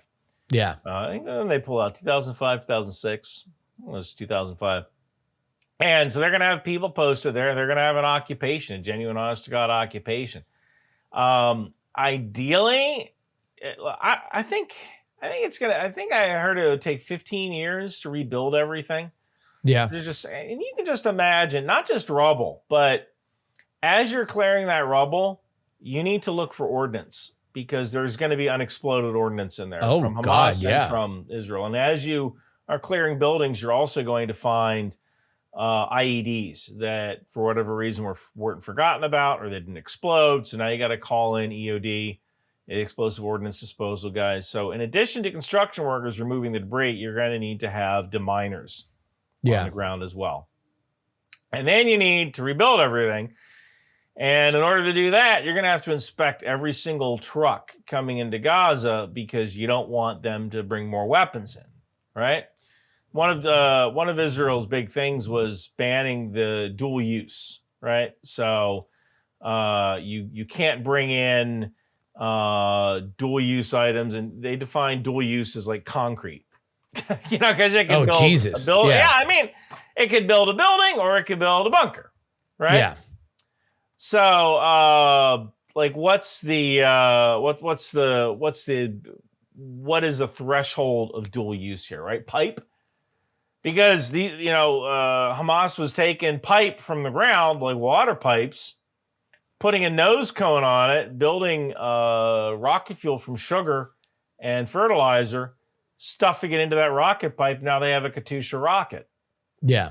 And then and it worked. It works great, because then they can have children crying about how they don't have water. Yeah. Like everybody wins except the citizens, right? Except for the people of Palestine, which is except for the people. So I would imagine, to your point, it's like you look at countries, and I would specifically point to Saudi Arabia, which has often been mentioned as a steward for a future in Gaza. Yeah. And probably just spent more to officially bring WrestleMania to Riyadh in 2 years than they have to the Palestinian people over the past 15, because they actually care about WrestleMania and they don't care about the people of Gaza. Yeah. I don't know. I don't know what that looks like. I don't know what Israel would be would be would agree to, that isn't them looking through every truck, that isn't them looking through every piece of steel that comes in. I don't even know if there's a third. I mean, is there like a third country? Can you just send, if it was all American contractors and everybody from Cleveland who ever wanted to build anything, congratulations, we're going to fund you. We're going to pay off your, training. It's a 6-month training course. You go to Gaza and all you do is build every single day. I don't even know if that is something that they would agree with, or if it makes sense. There is a template for this. It's called the MFO, the Multinational Force and Observers. And this was contractually obligated by the peace treaty between Arafat and, oh my God, I forgot the guy's name, the PM of Israel in the 1979. Golda Meir? No. It was, it doesn't matter. It doesn't matter. But basically, Jimmy Carter brokered a peace treaty in 1979. And this peace treaty, not Arafat, it would have been the leader of Egypt. Anwar Sadat. Of Egypt, and probably Sadat, and whoever was the leader of I'll Israel. look it up. You go ahead. Yeah. So the MFO, so this is how little I know about politics, right? I can remember the military operation, but not the politicians. So I look Menachem Begin was the prime minister. I look at the MFO and Multinational Force and Observers. I believe it's either 13 or 16 nations that patrol the border between Egypt and Israel. And there's an A zone, a B zone, and a C zone. And the A zone, they only allow light troops from both sides. And the B zone, they only allow a certain amount of tanks. And the C zone, they only allow a certain amount of troops. And I think what we might see is a coalition of X amount of nations. Yeah. And you'll go like, what, Fiji has an army? Yeah, Fiji has an army. They send a battalion to Gaza and that's what we need to see. Like armies from South America, from some smaller non-aligned African states, from the Pacific area, even from Europe. Like you'll send the people from Montenegro, right? Yeah. Non-aligned nations that will do peacekeeping. And it can't be under the UN. The UN, they couldn't find their ass with a flashlight, a map, and a 4-hour meeting, number one. And number two, most of the UN people are on the side of the Palestinians. Yeah. That just is kind of how it worked out. I guess when you work with someone for 15 years, you kind of become sympathetic to them. So we need this not to be run by the UN. It has to be a separate organization like the MFO, because that has proven to be effective. KFOR is another example. KFOR has existed, 20, 25 years, I think. And they've kept the peace in Kosovo. So, I think something like that would probably be the best way of doing things. And we rebuild over that. But none of that is going to happen with Hamas there. Like Hamas, like it would not be in existence. And also, it's like I would wonder whether or not this is another situation like you had mentioned before with like the Sons in Iraq versus Sons of Gaza thing, where it's like, is there a universe where even if, let's say, any Hamas leadership is gone, that it's not Islamic Jihad, that it's not one of these other gangs who are like, no, you don't just get to rebuild here. This is our territory. Yeah. That's tends to be how this kind of stuff works, is that, I guess at some point there's a line in which the people can say, all right, I'm not as afraid of being dragged out into the street and murdered in front of my family because I've fallen astray of whatever gang leader, but I don't know what that line is in Gaza. Yeah, I think that you might be able to have some Hamas presence, but they could be at the point where they're very diminished. You think of like the Italian mafia in New York City, right? Yeah. Like that the ending of The Sopranos where was it Paulie Walnuts is walking down the street and he's walking through Little Italy and he realizes he's in Chinatown. Like that's how much, like that's how much is gone. Yeah. How much is gone. It could just be something like that where we might never be able to destroy Hamas completely. But what we got has them diminished enough that nobody takes them seriously anymore. Like, I remember when I used to fight the Jews. Okay, Grandpa, let's get you your medicine. Right? Like that might be the best case. You know, the other question is, and people tend to, especially when, you know, there's a lot of discussion about recognition of a Palestinian state, which I can understand the general thrust toward, but what's the capital? Who's the leader of, who's the head of state of the Palestinian state? I think that those are usually two things that you need when you are going to be recognized by an international body. And right now, what we understand is Palestine is separated into two areas that haven't been under the same control for a decade. So like, what is the relationship between the West Bank and Gaza going forward is another gigantic question that no one's even come close to beginning to ask. Yeah, and you know, the crazy thing is when this whole thing started, I had thought that the most likely reason that this was being done was Hamas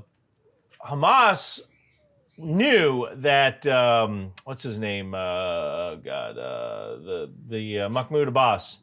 Yeah, most people the Palestinian Authority's longtime leader. Most people knew that Mahmoud Abbas was, I think at the time he was 82. I think now he's 86. So sooner or later, that guy's going to die. Yeah. Right? And if we launch this operation and we capture a bunch of Israeli prisoners, we can slowly release these Israeli prisoners. Yeah. And then when Mahmoud Abbas finally dies, we can say, hey, we'll give back all the prisoners if you also give us control of the West Bank. Gotcha. I think that was the initial plan. And instead, Israel decided, like, we're not going to go that route. We're just going to hit you in the face with a freaking hammer. Yeah. So that part didn't really work. But the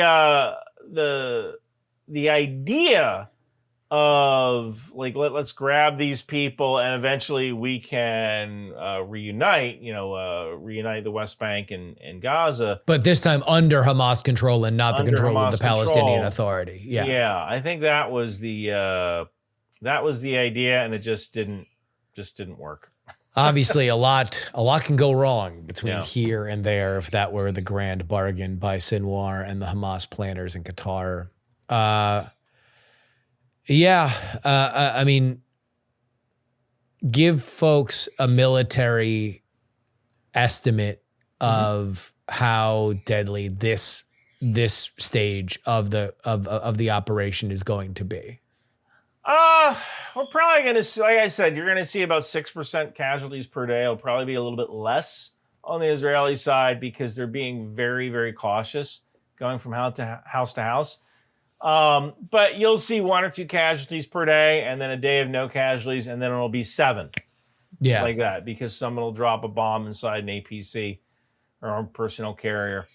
So that's probably how it'll run. We're probably going to see at least another 200 dead before this whole thing ends. Well, obviously a grim scenario, but we want to take a look at the reality of what is happening on the ground. And that is why we bring our friend Ryan McBeth on. Ryan, if folks want to keep up with, I'm sure you're going to be covering this and so much else. We didn't even get to Russia and Ukraine because, that is its own scenario, and you cover that extraordinarily well. Where can people find you? Well, you can find me at ryanmcbeth.com or ryanmcbeth.substack.com, and also on YouTube. You just Google search for Ryan McBeth, pop right up. There we go. All right. Thank you very much, Ryan. Thank you so much.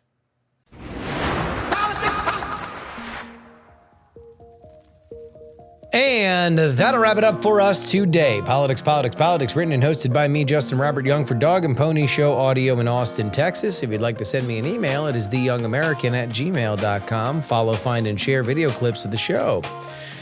TikTok is Justin R. Young. Instagram is Justin R. Young. Twitter is Justin R. Young. And if you would like to see the whole video version of the program, you can head on over to our YouTube, Politics, Politics, Politics. You can support us with a one-time donation, paypal.me/paidjury. Venmo is Justin-Young-20.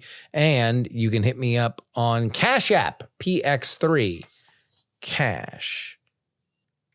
If you'd like to send me anything you'd like in the mail, it is Post Office Box 153184, Austin, Texas 78715. The only way that you can get bonus content on this show is TakePoliticsSeriously.com. Paying members get 2 bonus episodes each and every week.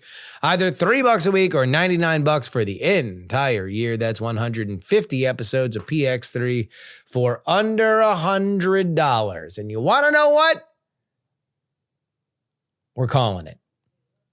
October is Listener Appreciation Month.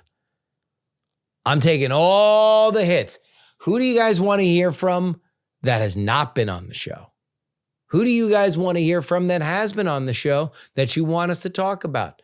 We're going to be doing a bunch of stuff that is designed to reward you, because it was 1 year ago that I made the jump from Patreon to Substack, bleary-eyed as a new father, deciding to take my entire career in my hands, and you guys were there to catch me. We have done very well on this program, or on this platform, the Substack platform. I'm entirely grateful to Substack. And we want to make sure that we reward you. So go ahead and jump into the comments. Hit me up on social media, wherever you would like. Who would you like to see? What would you like to see on this show for Listener Appreciation Month? On Friday's edition of the program, there's a lot of stuff that's happening underneath the surface right now for the midterms. People are being coaxed into running. Some people are fighting for their jobs. Some people are angling for a promotion. But a lot of it you would not notice unless you had a keen eye and an understanding of this world. And so we're going to match the two on Friday. The man who wrote the book on the modern political campaign, Michael Cohen, will be back on the show. I want to talk about some stories. New Hampshire. I want to talk about Texas. I want to talk about North Carolina. A lot of sticky stuff here that I want to just get a practitioner's perspective on, because there's a lot going on.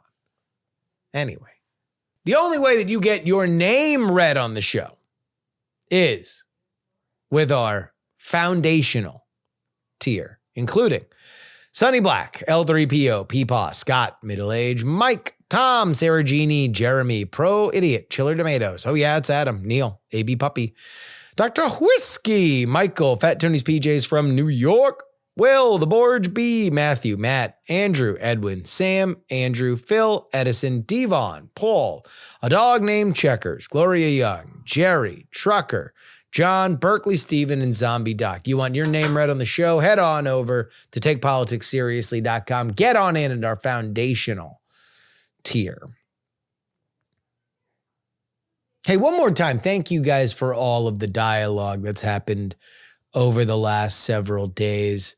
Many of you were just out and out kind. Many of you wanted to express how much you had either extraordinarily complicated or extraordinarily negative feelings about Charlie Kirk. Some of you barely knew who Charlie Kirk was, but knew you didn't like him and wanted to express opinions like that. In fact, there was one back and forth that I had that I feel like I just want to end this episode on, because it's kind of like my Jerry Springer's final thoughts. So he writes me in. I assume it's a he. I know my demo. And says, Justin, I don't know if he deserved to die, but boy, did this guy hate gay people. This guy really, really hated gay. I think he wanted gay people to die. I don't like that. I wrote him back and said, well, I don't like that either, but also I can't say that I'm encyclopedic in my knowledge of Charlie Kirk. It didn't match with my thumbnail sketch of the man. There are plenty of people on the right that are not shy about talking about how much they don't like gay people. Some of them used to be gay, like Milo Yiannopoulos, but that wasn't Charlie Kirk, at least that I knew. So I said, hey, could you do me a favor and just give me a clip if you know. And he sent me a clip that I had seen around that seemed a little out of context. And I was like, well, look, I talk on the internet for a living. There's a bunch of stuff that comes out of my mouth that are not either complete thoughts or, maybe thoughts I'd want to have back. That doesn't seem like anything he's thumping his chest on. And then I sent him another clip that had crossed my social media radar. And that was Charlie Kirk at an event several years ago where somebody was out and out asking him, why do you tolerate homosexuality in the conservative movement? And Charlie Kirk answered him and said, look, I'm a Christian. I believe that marriage is between one man and one woman, which is something that I would say that I knew of Charlie Kirk. But would you have no room for Benny Johnson in the conservative movement? Would you have no room for Peter Thiel at the conservative movement? Would you have no room for Dave Rubin in the conservative movement? Those are two influencers and one mega donor, for those of you who are unaware. And he essentially went on to say that gay people play an important part in the conservative movement and have in the past. So I sent that to this guy. This guy writes me back and he said something that is so incredibly wise. He said that after paying attention to this a little bit more, he has come to a very important conclusion. That sometimes when you don't know a lot about something, boy, is it a virtue to just shut your mouth and listen for a little bit instead of rushing out into the breach with a half-formed opinion. Whew. Dip those words in gold and put them on the side of a mountain. Wise, wise, wise words, especially over the last week. And that's my final thought. Till next time, this is your old pal Justin Robert Young saying, some shows talk about politics, others talk about politics, still more discuss politics, but this is the only show that dares discuss all three.